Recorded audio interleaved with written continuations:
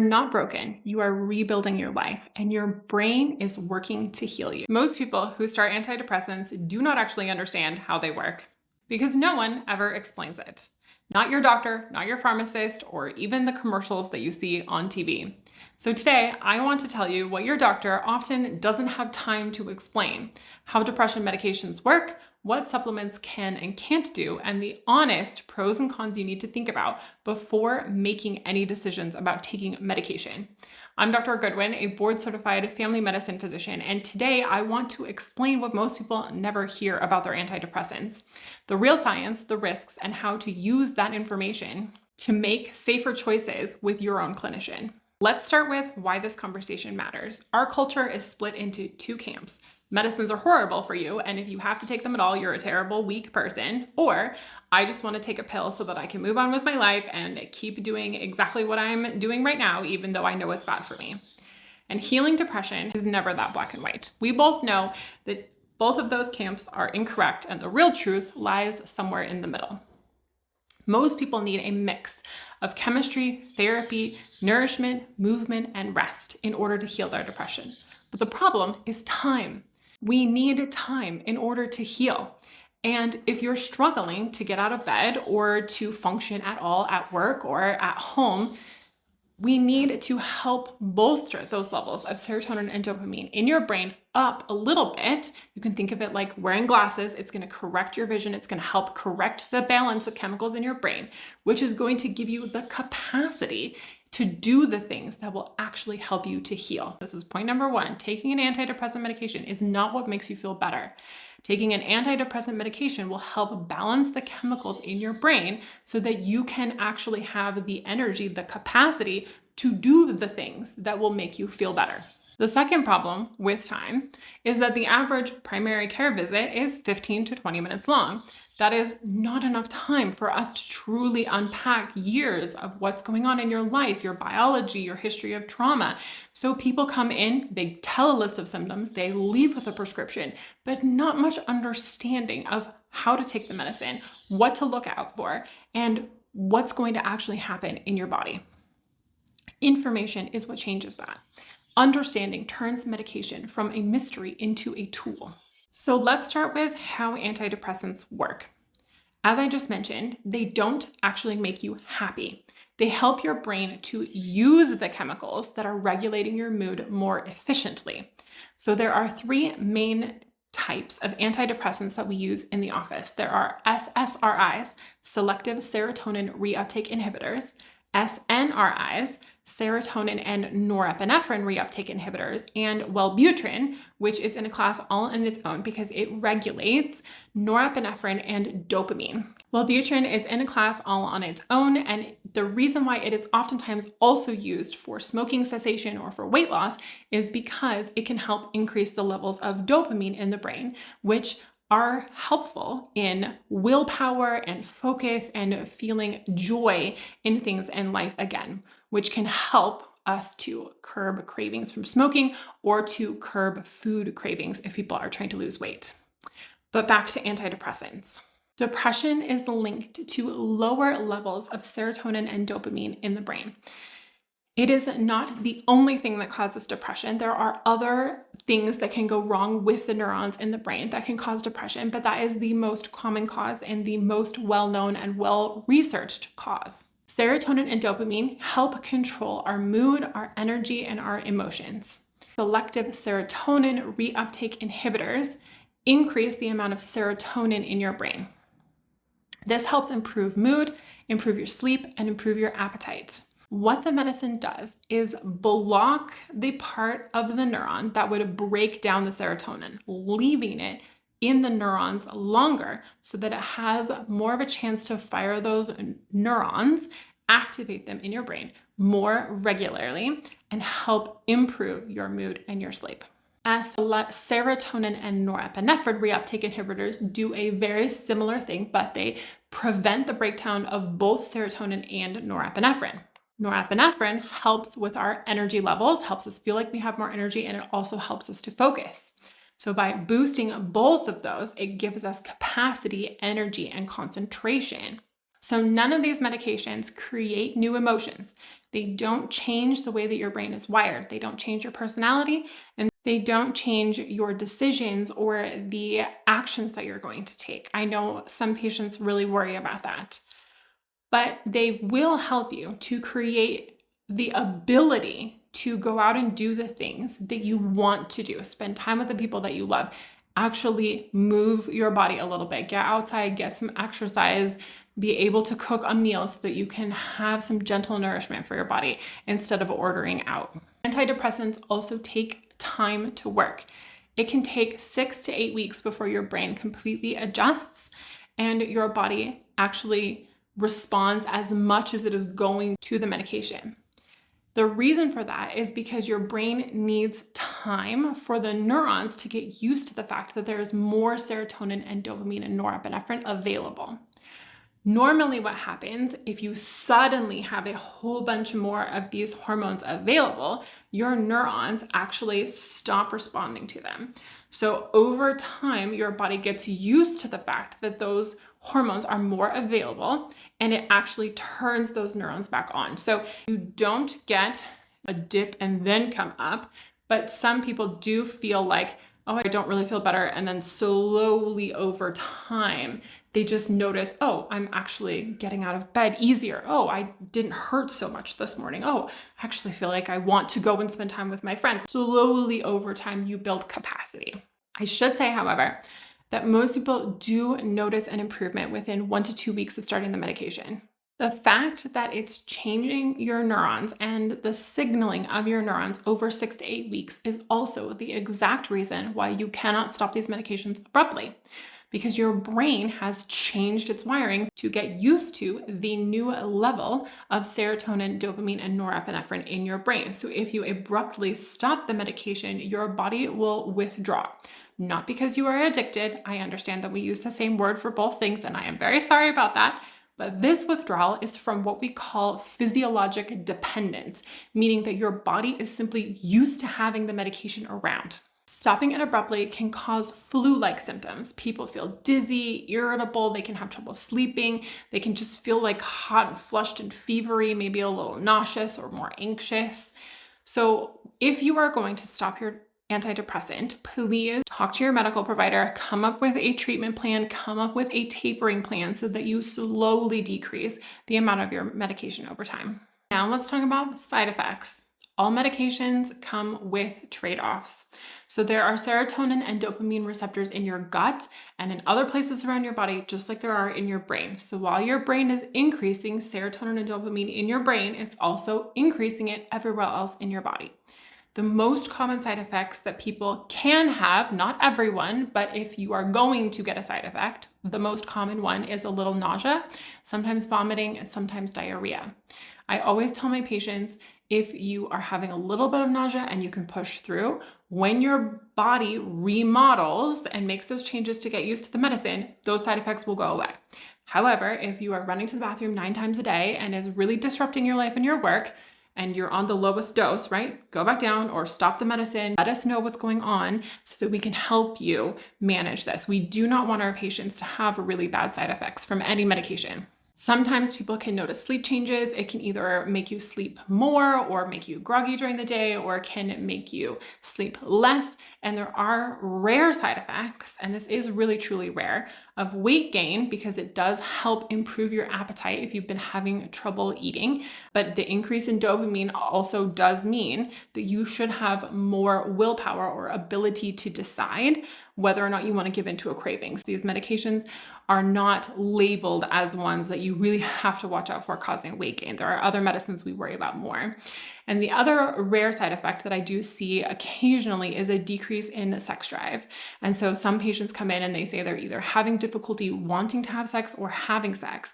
And that is a very big deal to us because that is a huge marker of health for all patients. So I understand that it can be embarrassing to talk to your doctor about it, but if you are having difficulties, please let your medical provider know so that we can do something about it. There are two incredibly rare, I have never seen them in my 10 years of practice, but we always have to talk about them, possible side effects that you can get from any antidepressant medications. The first one is serotonin syndrome. It is absolutely possible for us to get too much serotonin in our brains. This doesn't usually happen unless you are on a very high dose of medication, or if you are also taking something else, because there are some supplements that can cause increase in serotonin in your body. We'll talk about those that can give you too much serotonin in your brain too quickly.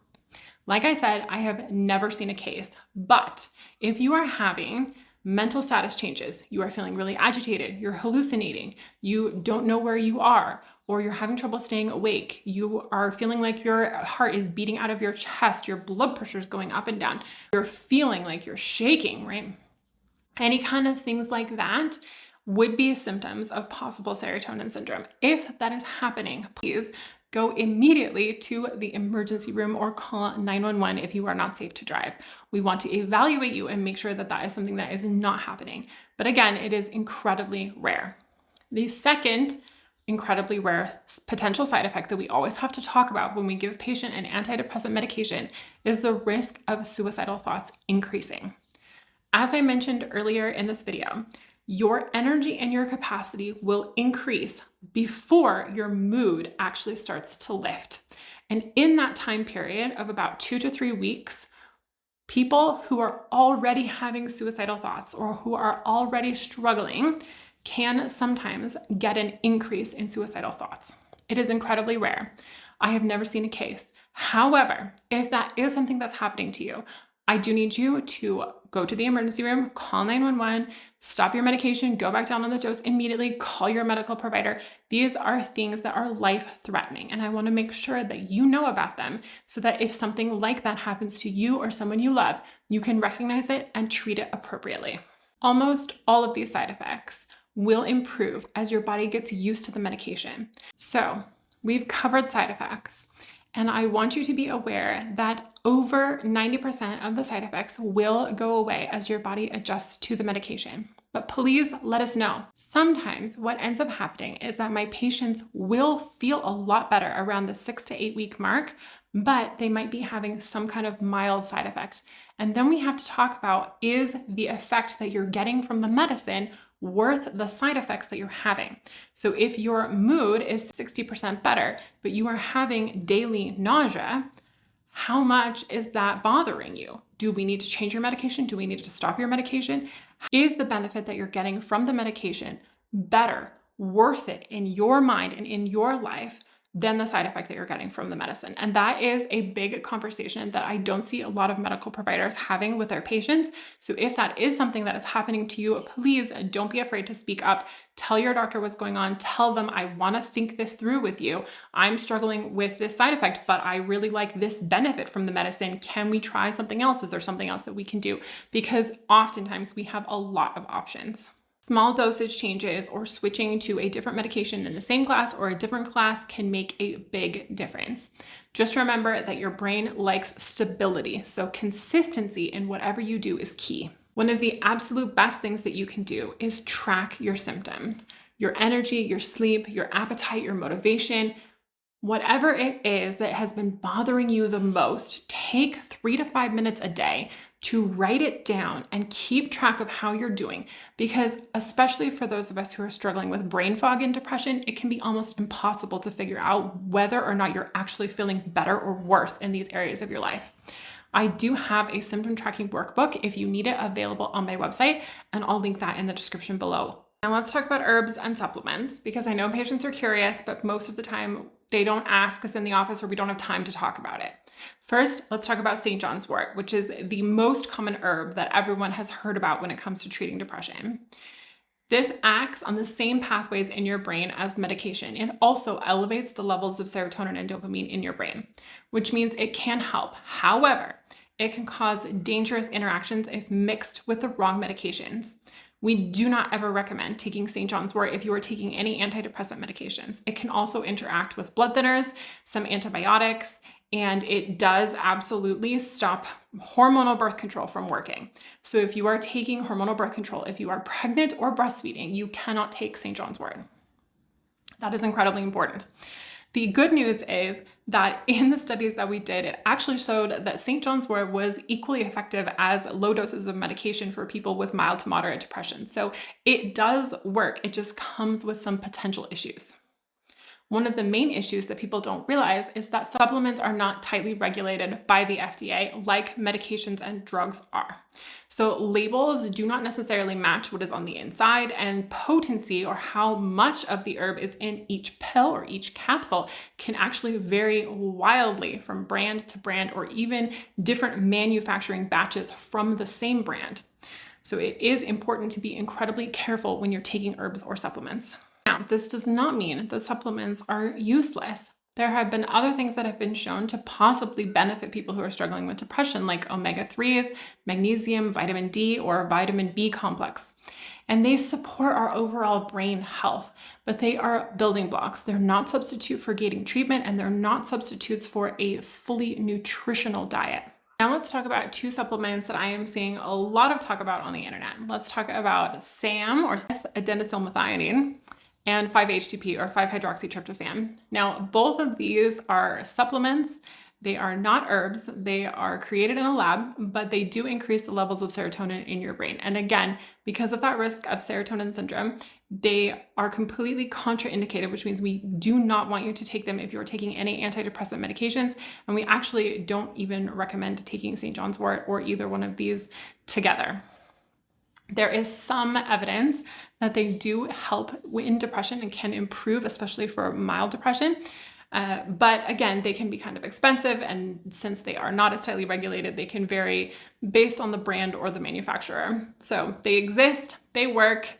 What I tell my patients is, if you don't want to take a medicine, you're not taking any medication that can interact with it, because of course, some antibiotics and some other medications, blood thinners especially, can interact with these supplements. So please, before starting any supplement, tell your medical provider everything that you're taking, double check the interactions to make sure that you won't accidentally mess with the dosage of your other medications.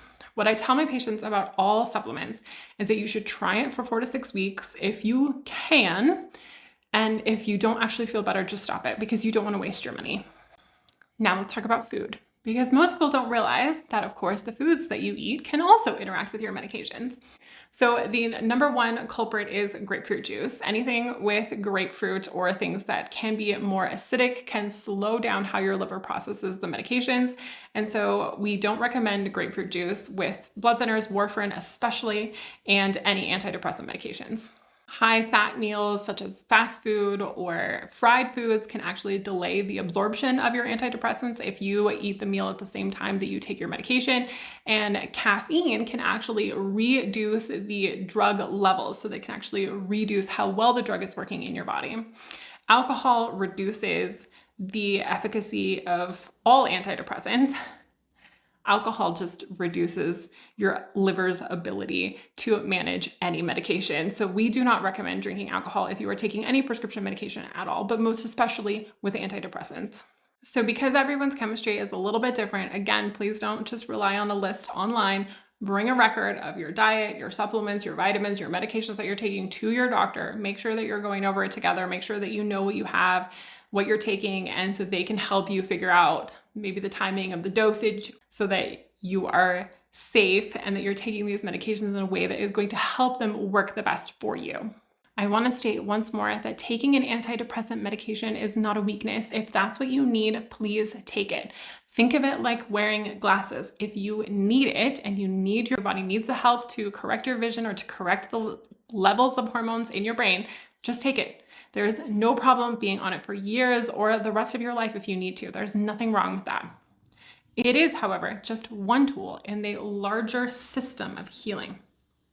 Depression is biological, it's physiological, meaning it's physically in your body, it's social, it's in your relationships, it's in your work, all at the same time. And medication makes it easier for you to engage in therapy, movement, in lifestyle changes, but a pill is never going to replace good food, good sleep, good boundaries, and having purpose in your life.